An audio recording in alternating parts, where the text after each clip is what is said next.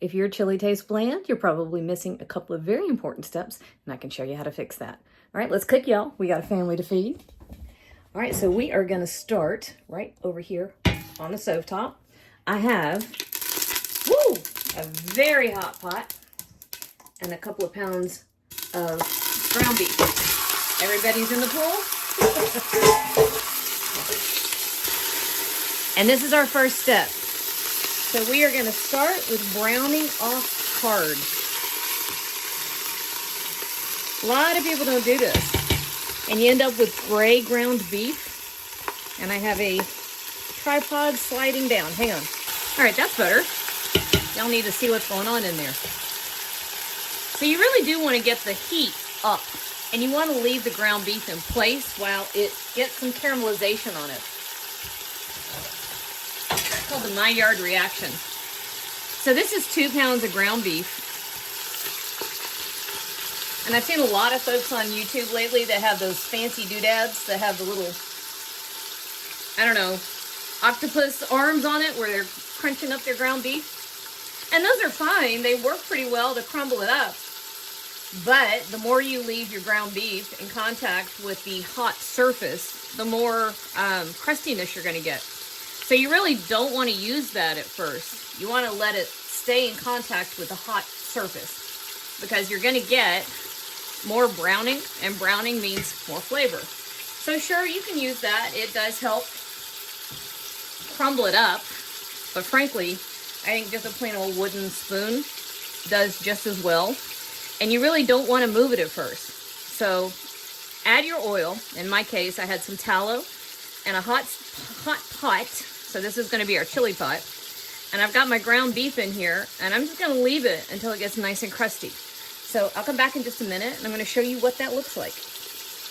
All right, you see the color that's starting to come up on that? That's what we want. So you want to keep it kind of still until you start seeing that.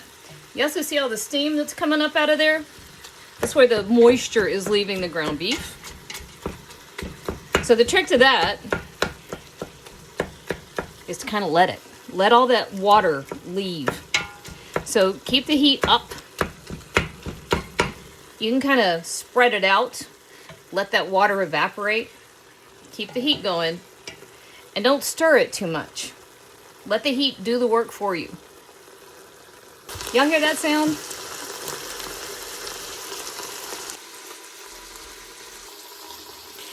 There we go. I couldn't get the orientation right. Okay, you hear that sound? That's more frying than steaming. That's what we're after. That's when you get color, and color means flavor. And we want that deep, dark brown.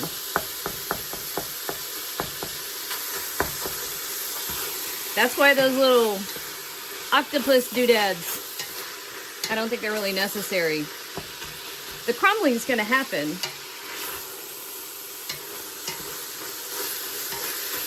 I just wanted to hear that sound. We're almost there. All right, well, that's going the last couple of minutes. We're going to come over here and talk about our other ingredients.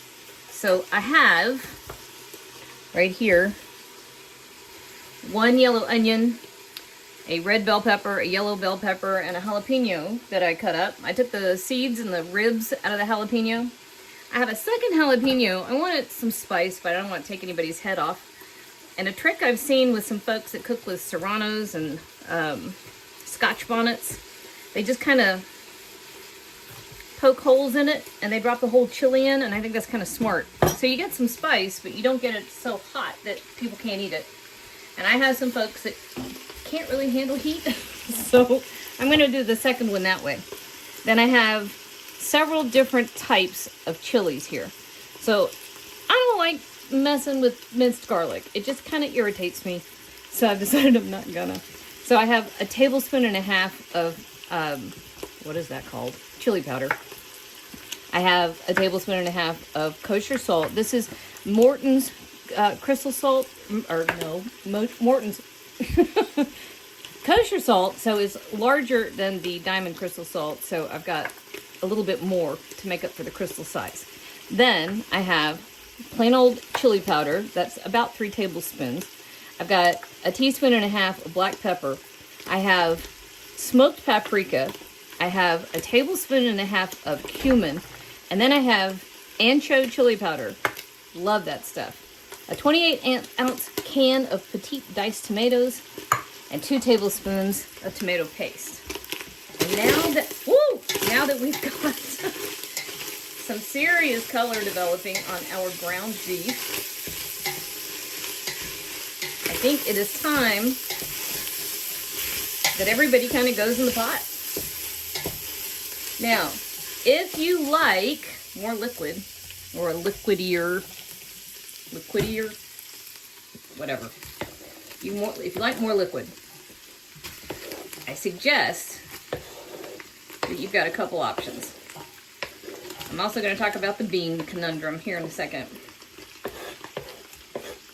If you like it more liquid, I would suggest you add more tomato instead of any kind of broth, because you're just going to water stuff down. But that's a personal thing.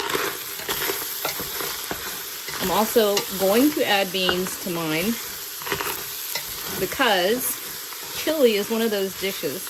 And listen, Texas, we'll talk about y'all in another video, but this is kind of just a classic American chili.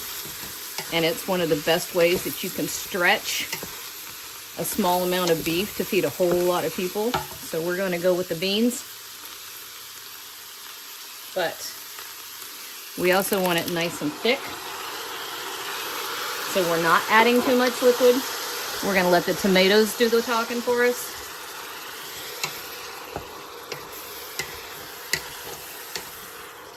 All right. We're going to let this get started. Oh, it got real quiet. So here we go. It's our ancho chili powder and our cumin. We're going to add our tomato paste. I think I am going to grab another can of tomatoes now that I'm looking at it. Smoked paprika, our chili powder, garlic powder, black pepper. Give it about half of our salt. I'm not going to go too crazy with the salt until I get a chance for everything to kind of come together. And I think I've got pintos. I'm not sure if I've got black beans. You can use both. You can already see the tomatoes kind of releasing some of their liquid in here. But I am going to grab the other can of tomatoes, and I'm going to see what kind of beans I've got. We're in Appalachia. You know I've always got beans. It's just a matter of which ones. Okay, here we go. So I had pintos. Also made 2 or 3 dishes with beans this past week. So it's time for a bean run. I'm running low. All right, here's our other can of tomatoes. So I used 2 cans. Petite diced. That's better. That's more what I like to see. So like I said, chili is a fabulous way to stretch a little bit of protein. Beans also loaded with protein. And you can make a small amount of ground beef go an awful long way. Actually, most of the time, I would add a lot more beans. I'd add black beans. You do cannellinis. You can do red kidney beans. You can do light kidney beans. You can do more pintos. Anything you want. And I would stretch that a lot further. Like I said, I've been cooking with beans all week, so I'm out. But this now gets turned down, goes on a simmer. It's going to simmer for about 45 minutes. We're just going to stir it every once in a while. And then before it's done, we're going to pull that big fat jalapeno out of there, give it a taste, adjust our seasonings. But other than that, y'all saw how fast that was. Easy peasy dinner done. Okay, here we go. So I had pintos. Also made 2 or 3 dishes with beans this past week. So it's time for a bean run. I'm running low. All right, here's our other can of tomatoes. So I used 2 cans. Petite diced. That's better. That's more what I like to see. So like I said, chili is a fabulous way to stretch a little bit of protein. Beans also loaded with protein. And you can make a small amount of ground beef go an awful long way. actually, most of the time, I would add a lot more beans. I'd add black beans. You do cannellinis. You can do red kidney beans. You can do light kidney beans. You can do more pintos. Anything you want. And I would stretch that a lot further. Like I said, I've been cooking with beans all week, so I'm out. But this now gets turned down, goes on a simmer. It's going to simmer for about 45 minutes.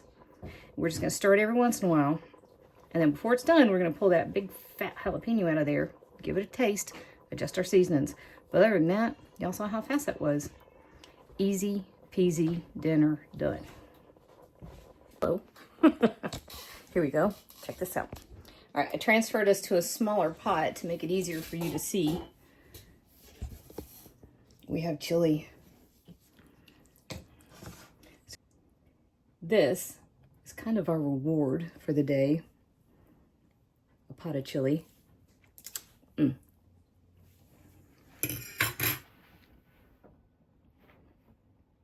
Y'all know I've won chili cook-offs. Like, I think 10 or 12 of them. A bunch of them. This right here is why. It doesn't get any better than this. This is spectacular. Classic, fabulous, rich, and delicious. This is what chili's supposed to be. Ready to eat?